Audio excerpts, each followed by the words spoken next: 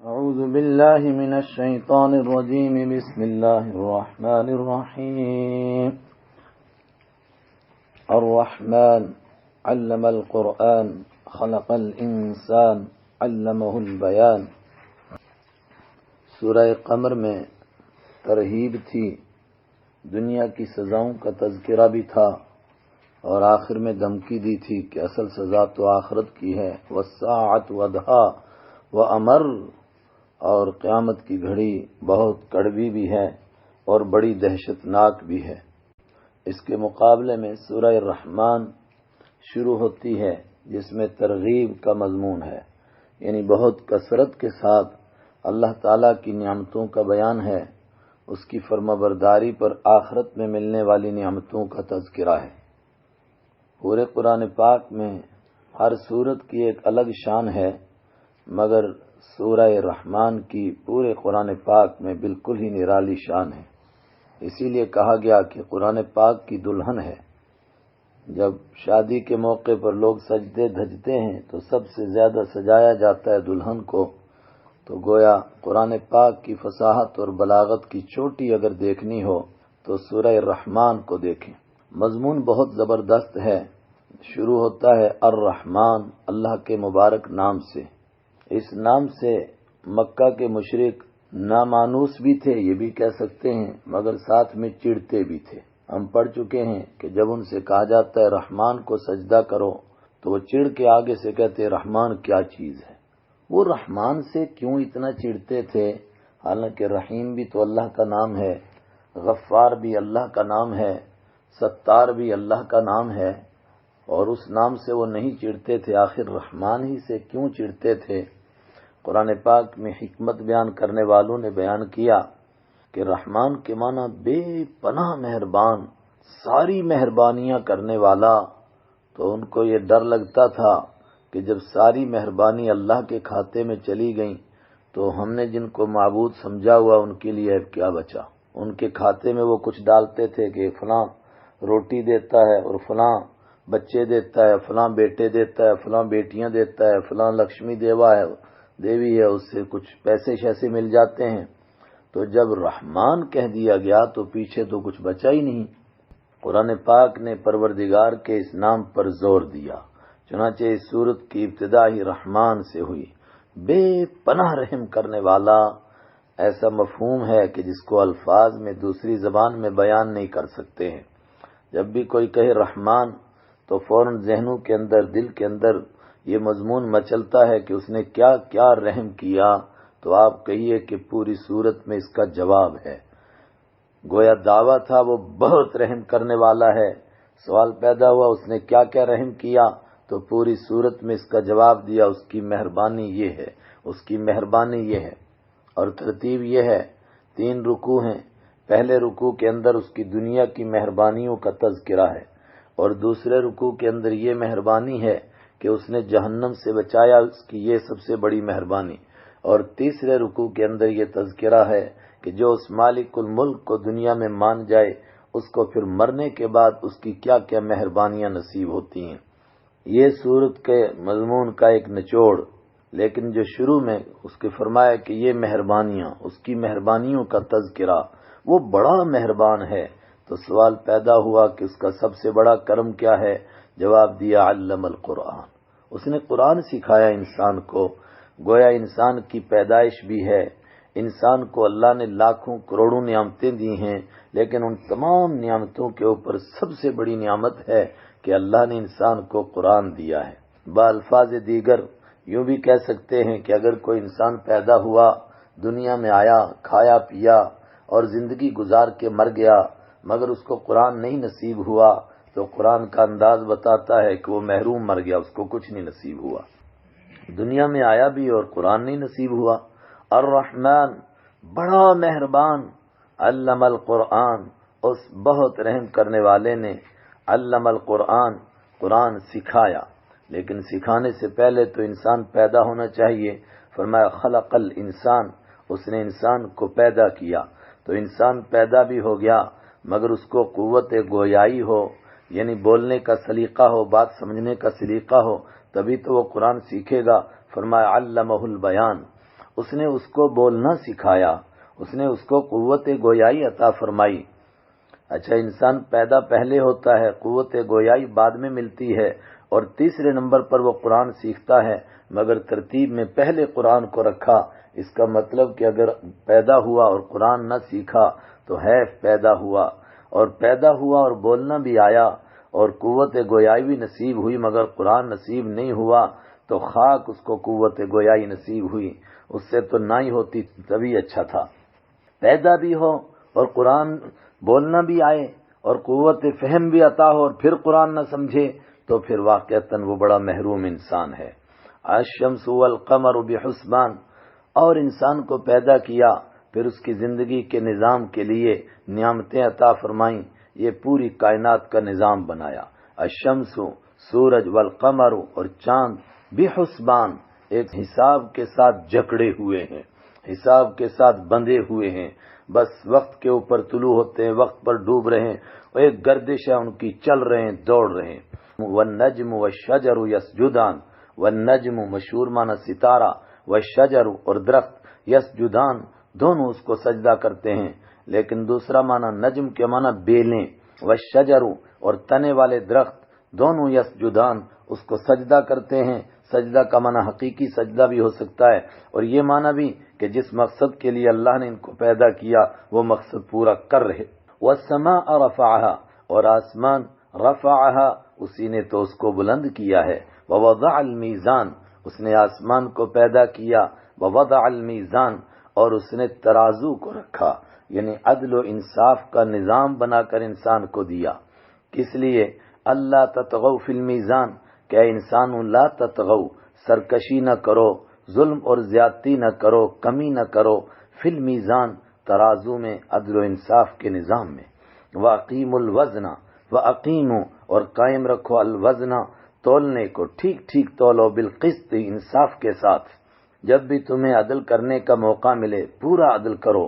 وَلَا تُخْسِرُوا الْمِيزَانَ، اور مت نقصان دو تم المیزان ترازو کو، مت گھٹا کر دو لوگوں کو ان کی چیزیں، اور انصاف میں کمی زیادتی نہ کرو، اور انصاف وہی جو اللہ نے انسان کے لیے مقرر کیا۔ وَالْأَرْضَ وَضَعَهَا لِلْأَنَامِ، وَالْأَرْضَ اور زمین، وَضَعَهَا اس نے بچھایا زمین کو، لِلْأَنَامِ مخلوق کے لیے۔ اللہ اکبر، بچھایا کیسے؟ فرش بنایا، اور جتنی بھی انسان کی ضرورت کی چیزیں ہیں اس کی زندگی کے لیے وہ ساری زمین کے اندر رکھ دیں، سارے خزانے اس کے اندر چھپا دیے۔ کیا کیا؟ فیہا فاکہۃ، اس میں میوے ہیں۔ فاکہۃ وہ میوہ جو انسان مزے لینے کے لیے کھاتا ہے، پیٹ بھرنے کے لیے غلہ ہوتا ہے۔ والنخل اور کھجوریں، ذات الاکمام جو غلاف والی ہیں، یعنی میوے عطا کیے، اور کھجوریں یہ سب سے بہترین میوہ عطا کیا، سب سے زیادہ طاقت والا میوہ عطا کیا، اور کمال یہ ہے ان کو پیک کر کے رکھا، سارے میوے ان کے اوپر ایک غلاف چڑھایا۔ اگر یہ غلاف نہ ہو کھجور کے اوپر تو جو بہت زیادہ رس والی کھجوریں ہیں، وہ جب رس ان کا ٹپکے گا اور اس پر مکھیاں بیٹھیں گی اور اس پر کیڑے مکوڑے بیٹھیں گے، کون ان کو کھائے گا؟ اللہ نے ان کو پیک کر کے رکھا۔ والحب اور پیدا کیا اللہ نے انسان کے لیے غلے کو، اور غلہ بھی کیسا؟ ذو العصف بھسے والا، اس کو بھی کئی کئی پیکوں میں پیک کیا۔ والریحان اور اللہ نے انسان کے لیے خوشبو پیدا کی۔ فیہا یہ سب کچھ اس میں ہے، زمین میں، یعنی زمین کو پیدا کیا، اور انسان کی جتنی ضرورت کی چیزیں ہو سکتی ہیں وہ سب کے سب زمین میں رکھ دیں۔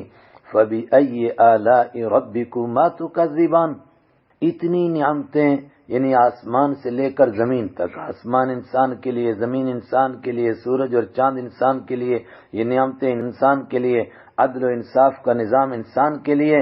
فَبِأَيِّ آلَاءِ رَبِّكُمَا تُكَذِّبَانِ، فَبِأَيِّ تو بِأَيِّ پیچھے گزر چکا، معنی اس کا کتنا، آلائی الیون کی جمع معنی نعمتیں، ربکما تم دونوں کے رب، دونوں کا رب مراد کون ہے؟ انسان اور جن۔ پہلے ذکر صرف انسان کا تھا تو جن کہاں آ گیا؟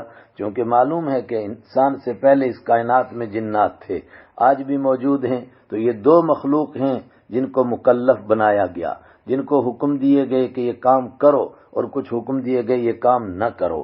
تو انسان کا نام آتے ہی جنات ذہن میں خود ہی آتا ہے، اس لیے کیا اے انسانوں اور جنوں، بِأَيِّ آلَاءِ رَبِّكُمَا، تم دونوں کا رب، تم اپنے رب کی کون کون سی نعمتوں کو تکذبان جھٹلاؤ گے، ان سے انکار کرو گے، کس نعمت کا انکار کرو گے، کون کون سی نعمت کا جواب دو گے، کس کس نعمت کو جھٹلاؤ گے؟ جھٹلاؤ گے مطلب یہ کہو گے کہ اللہ کی نعمت نہیں ہے، کسی اور نے ہم کو عطا کیا۔ کس کس نعمت کی ناشکری کرو گے، کس کس نعمت کا حساب دو گے؟ زبردست لفظ ہے۔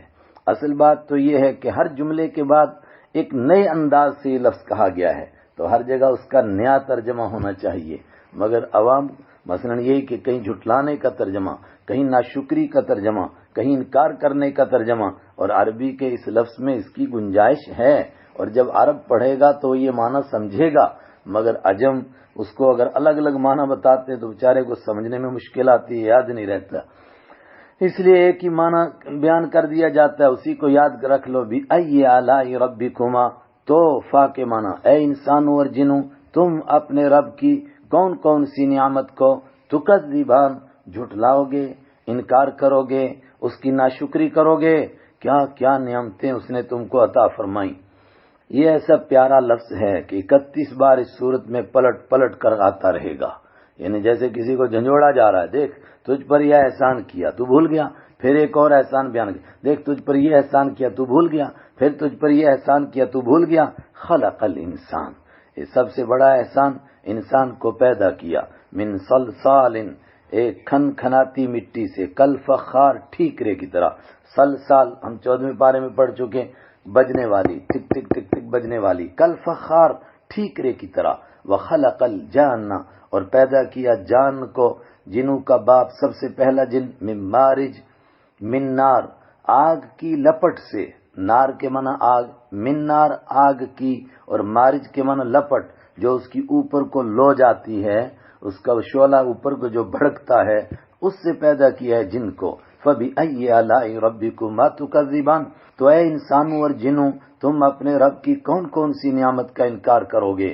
رب المشرقین، وہ مالک ہے دونوں مشرقوں کا، یعنی سورج گرمی میں ایک جگہ سے نکلتا ہے اور سردی میں ایک جگہ سے، اس پورے حصے کا مالک اللہ۔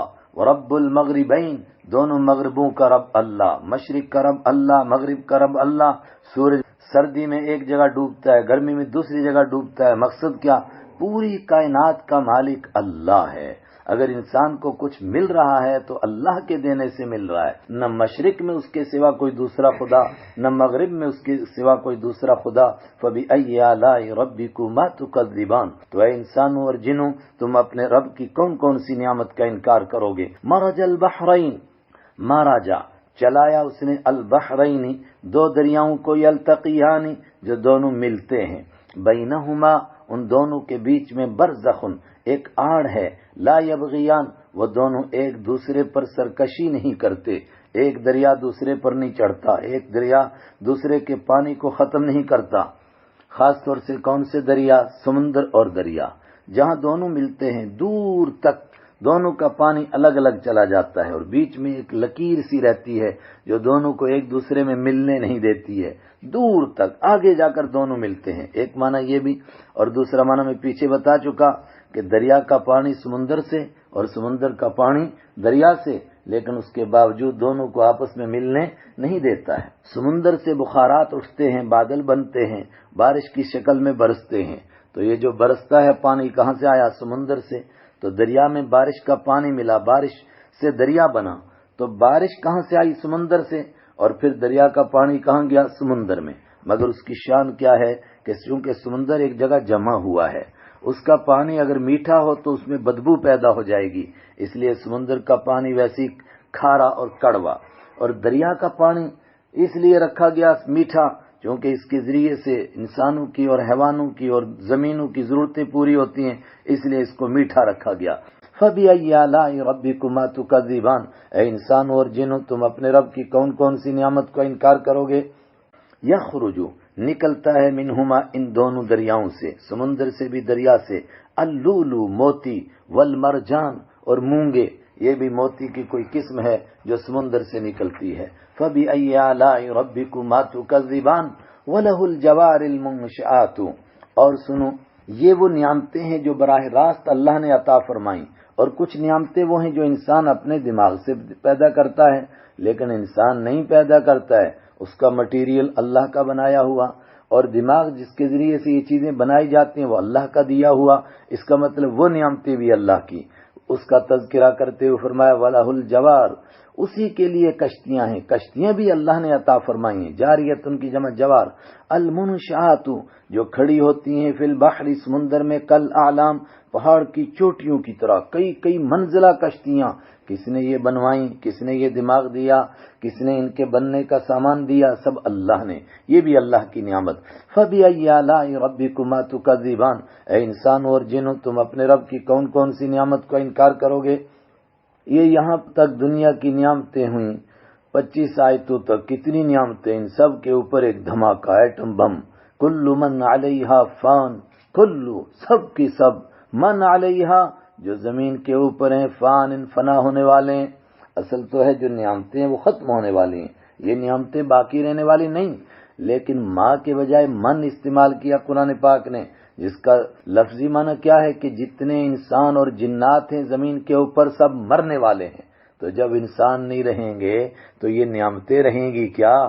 تم بھی نہیں رہو گے، یہ نعمتیں بھی نہیں رہیں گی، تو کون رہے گا؟ وَيَبْقَى وَجْهُ رَبِّكَ، اور باقی رہے گا تیرے رب کا چہرہ، ذو الجلال جو عزت والا ہے، والاکرام اور عزت دینے والا بھی ہے، خود جلال والا ہے، عزت والا، والاکرام اور جس کو چاہتا ہے اس کو عزت عطا بھی فرماتا ہے۔ فَبِأَيِّ آلَاءِ رَبِّكُمَا تُكَذِّبَانِ، اے انسانوں اور جنوں تم اپنے رب کی کون کون سی نعمت کا انکار کرو گے؟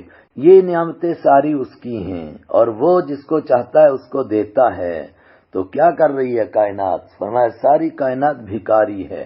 یا ایھا الناس انتم الفقراء، اے ساری دنیا کے انسانوں تم بھکاری ہو، فقیر ہو، دینے والا کون ہے؟ اللہ۔ یسألہ مانگتے ہیں، ہو اسی سے، کون؟ دنیا کے انسان اور جنات اور ساری کائنات، فرمایا تم ہی نہیں، من وہ بھی مانگتے ہیں اس سے، فی السماواتی جو آسمانوں میں ہے، والارض اور جو زمین میں ہے، آسمان کے فرشتے اسی سے مانگتے ہیں، زمین کی مخلوق اسی سے مانگتی ہے، سب کے سب اس سے مانگتے ہیں، کل یوم ہر دن، ہوا فی شأن وہ ایک نئی شان میں ہے، کسی کو دے رہا ہے، کسی کو پیدا کر رہا ہے، کسی کو مار رہا ہے، کسی کو شاہ بنا رہا ہے، کسی کو گدھا بنا رہا ہے۔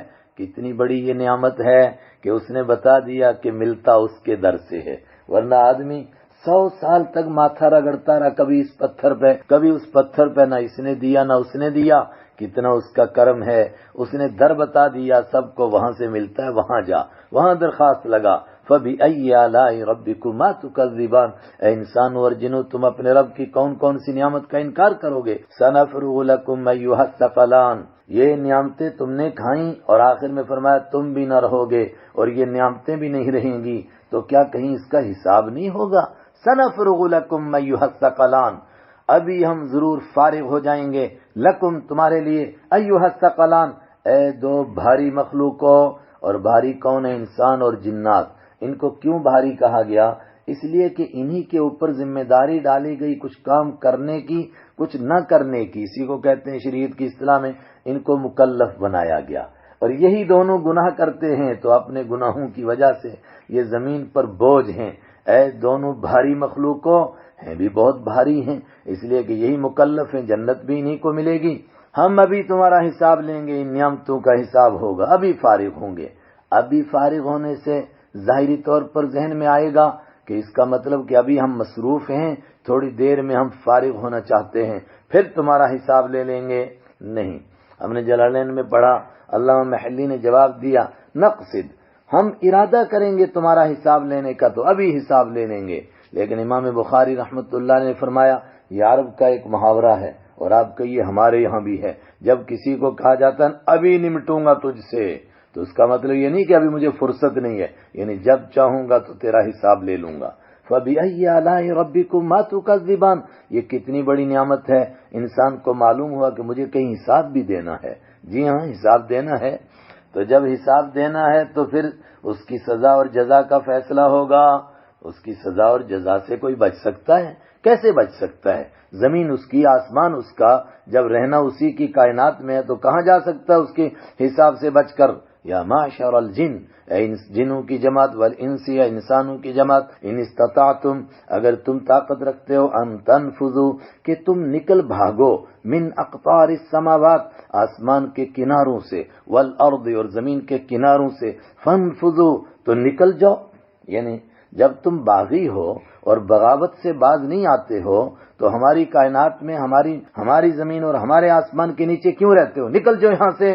لا تنفذون تم نہیں نکل سکتے ہو الا بسلطان مگر کسی بڑی طاقت سے، اور ظاہر ہے کہ طاقت تمہارے پاس ہے نہیں.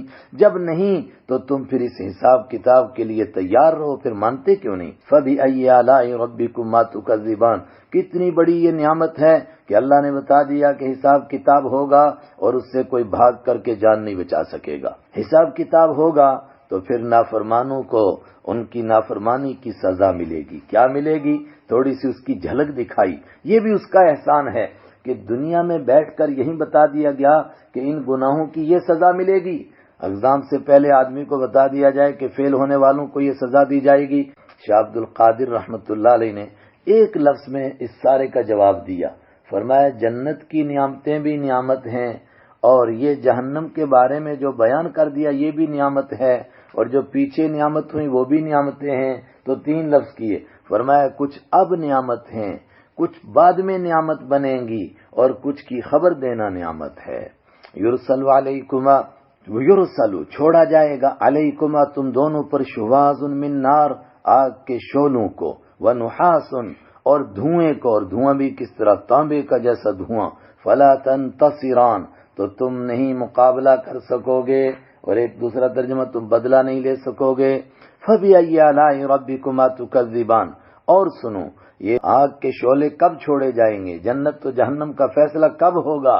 فإذا انشقت السماء اس سے پہلے یہ کائنات ختم ہو جائے گی، یہ آسمان پھٹے گا، یہ زمین ٹوٹے گی. کیسے؟ فإذا تو جب انشقت پھٹ جائے گا، چر جائے گا، السماء آسمان، فکانت تو ہو جائے گا، وردتن گلاب کی طرح، کالدہان سرخ چمڑے کی طرح، یا دوسرا ترجمہ سرخ تیل کی طرح، تیل کی تلچھٹ کی طرح لال ہو جائے گا، یا سرخ چمڑے کی طرح لال ہو جائے گا آسمان، آگ لگ جائے گی اس آسمان کو. فبأي آلاء ربكما تكذبان پھر کیا ہوگا؟ فرمایا پھر ایک دوسری کائنات بسے گی، اور پھر جنت تو جہنم کا فیصلہ ہوگا. اور جب جنت اور جہنم کا فیصلہ ہو جائے گا پھر کسی مجرم سے پوچھنے کی ضرورت نہیں ہے کہ تم نے کون کون سا جرم کیا ہے. فَيَوْمَئِذٍ تو اس دن لا يُسْأَلُ پوچھا نہیں جائے گا، عن ذنبہ اس کے گناہ کے بارے میں، انسن کسی انسان کو، ولا جان اور نہ کسی جن کو پوچھا جائے گا. پوچھنے کی ضرورت ہی نہیں پیش آئے گی. مجرم دور سے پہچانا جائے گا، پکڑو اور پھینکو، پکڑو اور پھینکو جہنم میں اس کو. کیوں؟ اس سے پہلے حساب کتاب ہو چکا ہے، سب پوچھ تاچھ ہو چکی ہے، گواہ پیش ہو چکے ہیں. فَبِأَيِّ آلَاءِ رَبِّكُمَا تُكَذِّبَانِ یعرف المجرمون ہائے ہائے کیوں نہیں پوچھا جائے گا؟ یعرف پہچان لیے جائیں گے، المجرمون مجرم لوگ، بسیماہم ان کے چہروں کے نشان سے. اور پڑھ چکے ہم کیا نشان ہوگا؟ آنکھیں نیلی اور چہرے کالے، اور کتنے کالے؟ جیسا کہ کالی رات کے پرت ان پر چڑھا دیے گئے ہیں. فیؤخذ تو پکڑا جائے گا ان کو، بالنواسی پیشانی کے بالوں سے، والاقدام اور پاؤں سے پکڑا جائے گا اور پھینک دیا جائے گا جہنم میں. فَبِأَيِّ آلَاءِ رَبِّكُمَا تُكَذِّبَانِ یہ کیا راز تم کو میں بتا رہا ہوں اے انسانوں اور جنوں، کیا کیا نعمت تم اپنے رب کی جس کا تم انکار کرو گے. ہذہ جہنم پھر کیا ہوگا؟ جہنم سامنے ہوگی اور تم کو بتایا جائے گا یہ ہے وہ جہنم، التی یکذب جس کو جھوٹ سمجھتے تھے، المجرمون مجرم لوگ، یطوفون چکر کاٹیں گے، بینہا اس جہنم کے بیچ میں، وبین حمیم آن اور ابلتے ہوئے پانی کے بیچ میں. سورہ صافات میں پڑھ چکے. ادھر تھور کا درخت کھائیں گے اور جب آگ لگے گی اندر تو پانی، تو پھر ابلتے ہوئے چشمے کا پانی پینے باہر جائیں گے، پھر واپس بس اسی میں چکر کاٹتے رہیں گے. ہائے ہائے. فَبِأَيِّ آلَاءِ رَبِّكُمَا تُكَذِّبَانِ تو اے انسانوں اور جنوں تم اپنے رب کی کون کون سی نعمت کا انکار کرو گے، کس کس نعمت کو جھٹلاؤ گے؟ کیا پروردگار نے کرم کیا کہ تم کو دنیا میں بتا دیا ان حالات کا تم کو سامنا کرنا ہوگا. لیکن اگر ان حالات سے بچنا ہے کوئی مشکل نہیں ہے، صرف اپنے مالک سے ذرا ڈر کر زندگی گزار لو، اس کے حکموں کو مان لو۔ جو اس سے ڈر کر زندگی گزارے گا وَلِمَنْ خَافَ، اور اس آدمی کے لیے خافا جو ڈر گیا، مقام ربہ، اپنے رب کے سامنے کھڑے ہونے سے، جنتان، اس کے لیے ایک نہیں، اس کے لیے دو دو باغ ہیں۔ اپنے رب کے سامنے کھڑے ہونے سے یعنی حساب اور کتاب سے، اس کے سامنے زندگی کا حساب دینے سے ڈرتا رہا، گھبراتا رہا، کیسے اس مالک کو حساب دوں گا، اس کے لیے دو دو باغ ہوں گے۔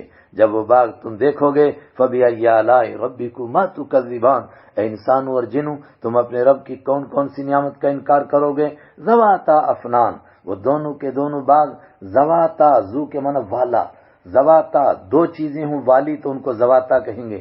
افنان، فنن کی جمع ہے جس کے معنی شاخ، دونوں باغ شاخوں والے ہیں، بہت شاخیں، گھنی شاخیں، بہترین گھنے باغ ہیں۔ فَبِأَيِّ آلَاءِ رَبِّكُمَا تُكَذِّبَانِ، اے انسانوں اور جنوں، تم اپنے رب کی کون کون سی نعمت کو انکار کرو گے۔ فِيهِمَا عَيْنَانِ تَجْرِيَانِ، اس میں فِيهِمَا، ان دونوں باغوں کے اندر، عینانی، دو چشمے ہیں، تجریانی، جو مسلسل بہ رہے ہیں۔ فَبِأَيِّ آلَاءِ رَبِّكُمَا تُكَذِّبَانِ فِيهِمَا مِن كُلِّ فَاكِهَةٍ زَوْجَانِ، فِيهِمَا، ان دونوں باغوں میں، من كُلِّ فَاكِهَةٍ، ہر میوے کی، زوجانی، دو دو قسمیں ہیں۔ دو دو قسموں کا بھی اللہ ہی جانتا ہے کیسی کیسی قسمیں، اور یہ بھی ہو سکتا ہے کہ کئی کئی قسمیں، یعنی ایک میوہ آدمی 1000 مرتبہ کھا رہا ہے مگر ہر مرتبہ اس کا ذائقہ نیا۔ فَبِأَيِّ آلَاءِ رَبِّكُمَا تُكَذِّبَانِ مُتَّكِئِينَ، ٹیک لگا کر بیٹھے ہوں گے۔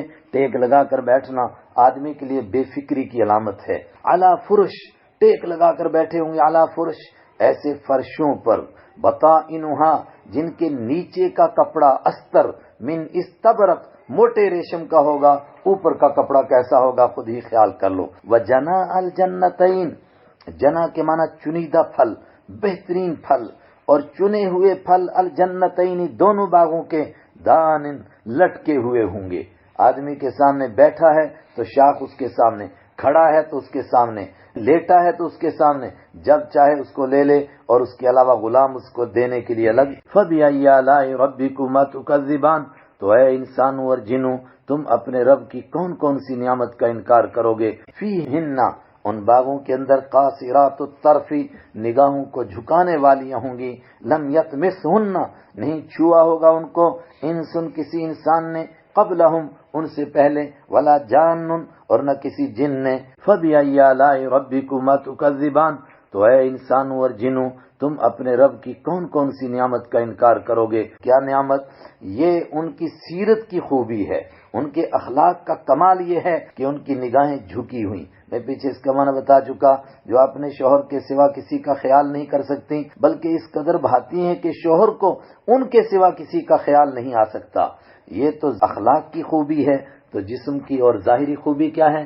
کأنہن الیاقوت، گویا کہ وہ الیاقوت، یاقوت ہیں، وہ پتھر سرخ رنگ کا، لیکن یہ دنیا کا نہیں، جنت کا، والمرجان، اور گویا کہ وہ مونگے ہیں۔ بس انسان اس سے زیادہ کیا تصور کر سکتا ہے۔ فَبِأَيِّ آلَاءِ رَبِّكُمَا تُكَذِّبَانِ، اتنی نعمتیں کیوں ملیں؟ هل جزاء الإحسان الا الإحسان، حل کے بعد اللہ ہے، معنی کریں گے نہیں ہے احسان، نیکی کا بدلہ، الا الاحسان، سوائے نیکی کے، یہ نیکیاں کر کے آئے ہیں، یا آخرت کے حساب سے ڈرتے رہے ہیں، جب نیکیاں کی تو اس کا بدلہ بھی ویسا ہی ملے گا۔ فَبِأَيِّ آلَاءِ رَبِّكُمَا تُكَذِّبَانِ وَمِن دُونِهِمَا جَنَّتَانِ، اور ان اونچے درجے کے باغوں کے علاوہ، دونہما، ان سے کم درجے کے، جنتان، دو اور باغ ہوں گے۔ فَبِأَيِّ آلَاءِ رَبِّكُمَا تُكَذِّبَانِ، تو اے انسانوں اور جنوں، تم اپنے رب کی کون کون سی نعمت کا انکار کرو گے۔ مُدْحَامَّتَانِ، یہ جو کم درجے کے باغ ہیں یہ بھی کیسے ہیں؟ گہرے سیاہ ہیں، یہاں تک کہ گہرے سبز ہیں، یہاں تک کہ زیادہ سبز ہونے کی وجہ سے کالے نظر آتے ہیں، اسی کو فرمایا مُدْحَامَّتَانِ، بہت سبز ہیں بلکہ سیاہی مائل ہیں۔ جب باغ بہت اچھا لگے، بہت خوبصورت، یعنی خوب پر بہار ہو اور اس کو اچھی کھاد لگ چکی ہو، تو وہ سبز کے بجائے سیاہ معلوم ہوتا ہے۔ فَبِأَيِّ آلَاءِ رَبِّكُمَا تُكَذِّبَانِ فِيهِمَا عَيْنَانِ، ان دونوں باغوں کے اندر بھی عینان، دو چشمے ہیں، نضاختان، جو ابل رہے ہیں، ان کو کہا تھا بہ رہے ہیں، وہ زیادہ اونچی کوالٹی کے تھے، یہ اس کے مقابلے میں فرمایا یہ ابل رہے ہیں، خوب ان کا پانی نکل رہا ہے مگر ان سے کم۔ فَبِأَيِّ آلَاءِ رَبِّكُمَا تُكَذِّبَانِ فِيهِمَا فَاكِهَةٌ، ان دونوں باغوں کے اندر فاکہۃ میوے ہیں، وَنَخْلٌ اور کھجوریں ہیں، وَرُمَّان اور انار ہیں، مگر یہ دنیا کی کھجوریں، دنیا کے میوے نہیں، جنت کے۔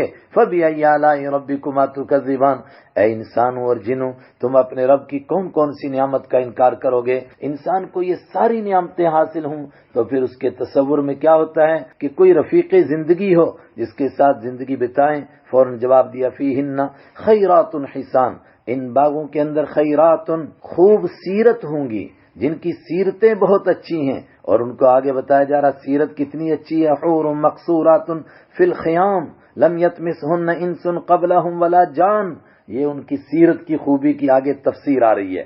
حسان اور بہت خوبصورت بھی ہیں، صورت بھی بہت اچھی، سیرت بھی بہت اچھی۔ فَبِأَيِّ آلَاءِ رَبِّكُمَا تُكَذِّبَانِ، مگر دونوں مقام پر سیرت کی خوبی کو مقدم کیا اور صورت کی خوبی کو بعد میں بیان کیا۔ اور حور مقصورات، یہ سیرت کی خوبی، لم یطمثہن، یہ بھی سیرت کی خوبی کی تفسیر کی، صورت کو کہہ دیا حسان، کیونکہ سیرت کی خوبی اصل ہے، صورت کی خوبی اتنی اصل نہیں۔ ہمارے استاد مولانا عبد الوارث صاحب فرمایا کرتے تھے حسن صورت چند روزہ، حسن سیرت مستقل، اس سے خوش ہوتی ہیں آنکھیں، اس سے خوش ہوتا ہے دل۔ حور، وہ حوریں ہیں، مقصورات جو رکی رہنے والی ہیں، فی الخیام خیموں کے اندر، کوچا گرد نہیں ہیں، خیموں میں رہتی ہیں، مگر خیموں سے مراد یہ ہمارے جو ہے نا یہ تمبو نہیں، بخاری کی روایت ہے۔ وہ خیمے کیا ہیں؟ فرمایا 60 میل لمبے اور 30 میل اونچے اور 30 میل چوڑے، اور وہ بھی کس کے؟ کپڑے کے نہیں بلکہ ایک ہی موتی کے، اس میں پارٹ نہیں ہے، ایک ہی موتی کا خیمہ ہے۔ اللہ اکبر، 60 میل لمبا، 30 میل اونچا، 30 میل چوڑا، اور وہ بھی ایک ہی موتی کا، بخاری کی روایت ہے، عام بات نہیں ہے یہ۔ فَبِأَيِّ آلَاءِ رَبِّكُمَا تُكَذِّبَانِ لَمْ يَطْمِثْهُنَّ، ان کی خوبی کیا ہے؟ نہیں چھوا ہوگا ہن ان کو انسن کسی انسان نے، قبلہم ان سے پہلے، ولا جان اور نہ کسی جن نے۔ فَبِأَيِّ آلَاءِ رَبِّكُمَا تُكَذِّبَانِ، اے انسانوں اور جنوں، تم اپنے رب کی کون کون سی نعمت کو جھٹلاؤ گے؟ یہ جو آخری نعمت ہے، بعض لوگوں کو لگتا ہے کہ یہ صرف مردوں کے لیے بیان ہوئی، عورتوں کے لیے کیوں نہیں بیان ہوئی؟ قرآن سب کی کتاب ہے، مرد بھی پڑھیں گے، عورت بھی پڑھیں گے۔ عورتوں کے لیے یہ باتیں بیان کی جائیں تو ان کو اچھا نہیں لگے گا، ان کو شرم آئے گی یہ باتیں سنتے ہوئے، ورنہ حدیث میں اس کی تفصیل ہے کہ یہ جنت کی حوریں الگ ہیں اور دنیا کی بیوی، فرمایا وہ جو جنت میں جائے گی اس کے مقابلے میں جنت کی ساری حوریں مل کر نہ اس کی سیرت کا مقابلہ کر سکیں گی نہ صورت کا، اور گویا یہ اس کے لیے خادمائیں ہوں گی۔ متکئین، ٹیک لگا کر بیٹھے ہوں گے، علی رفرف خضر، رفرف کے دو معنی، خضر کے معنی سبز تکیوں پر، اور رفرف کے دوسرے معنی سبز قالینوں پر، تو پھر عبقرین کے معنی بھی قالین ہے، تو دونوں میں فرق۔ رفرف کے معنی نقش و نگار والی قالین پر، عبقرین انوکھی قسم کی قالین پر، حسان خوبصورت قسم کی قالین پر، تو رفرف کے معنی کسی نے تکیے کیے اور کسی نے قالین ہی کیا۔ فَبِأَيِّ آلَاءِ رَبِّكُمَا تُكَذِّبَانِ، اے انسانوں اور جنوں، تم اپنے رب کی کون کون سی نعمت کا انکار کرو گے؟ تبارک اسمہ، یہ ساری نعمتیں کیوں ملیں؟ بڑی برکت والی ہے وہ ذات، اس بڑی برکت والا ہے اسم ربی کا، تیرے رب کا نام، ذل جلالی جو بہت جلال والا ہے، والاکرام جو خود عزت والا ہے، والاکرام اور عزت دینے والا ہے۔ اللہ اکبر، یہ ہے سورہ رحمان۔ اللہ تعالی ہمیں اپنے قرآن کی سمجھ عطا فرمائے اور اس کے مطابق زندگی گزارنے کی توفیق عطا فرمائے۔ صدق اللہ مولانا العظیم۔